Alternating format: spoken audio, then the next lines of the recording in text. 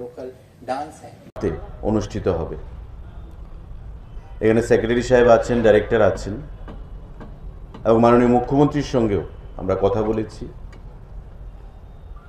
এবং প্রতি বছর এই কর্মসূচিটা যেটা হবে তার শুভ সূচনা হবে আগামী 3 ডিসেম্বর আমাদের ডুম্বুরের নারিকেল কুঞ্জে, যেখানে মাননীয় মুখ্যমন্ত্রীর হাত ধরে এই ফেস্টিভ্যালের শুভ সূচনা আমরা করব।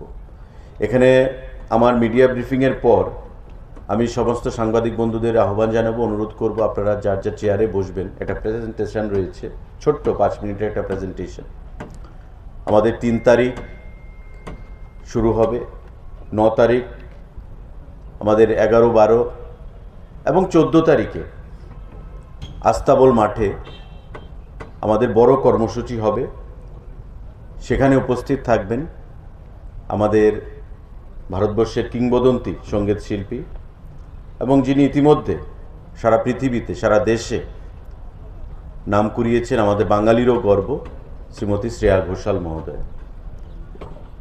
ইতিমধ্যে অনেকের মধ্যে এটা আলোচনা চলছিল, কিন্তু আজকে সেটা আমরা অফিসিয়ালি ঘোষণা করলাম।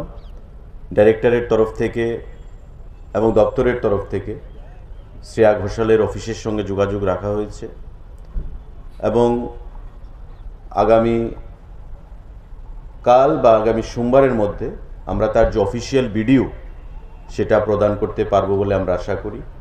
আজকে যেহেতু হলিডে, সেকেন্ড স্যাটারডে, আগামীকালকে সানডে, তাই সেটা হচ্ছে না। আর হয়তো আমরা আগামী সোমবারে প্রোগ্রামটা ডিক্লেয়ার করতে পারতাম ভিডিওটা আসলে, কিন্তু সোমবারে আমাদের পুরো টিম আমরা চলে যাব গুয়াহাটিতে, কাজিরাঙ্গাতে।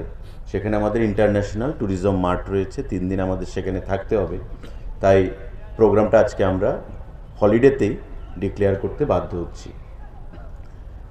আমাদের 3 তারিখ থেকে এই প্রোগ্রামের আমরা সূচনা করব, যেটা আমি বলেছি, এবং 14 তারিখ আস্তাবল মাঠে কালমিনেশন হবে, শেষ হবে।